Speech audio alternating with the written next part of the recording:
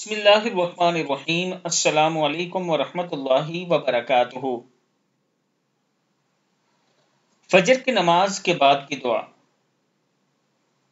خیر و برکت اور رزق لانے والی دعا۔ حضرت ابو موسیٰ رضی اللہ تعالیٰ عنہ فرماتے ہیں کہ آپ صلی اللہ علیہ وآلہ وسلم نے نماز پڑھائی اور یہ دعا پڑھی، بسم اللہ الرحمن الرحیم، اللہم اغفر لی ذنبی ووسع لی فی داری وبارک لی فی رزقی، اللہم اغفر لی ذنبی ووسع لی فی داری وبارک لی فی رزقی۔ اے اللہ ہمارے گناہوں کو بخش دے، ہمارے گھر میں وسعت فرما دیجئے، ہمارے رزق میں برکت عطا فرما دیجئے۔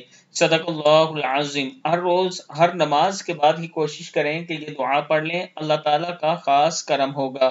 اللہم اغفر لی ذنبی ووسع لی فی داری وبارک لی فی رزقی۔ صدق اللہ العظیم۔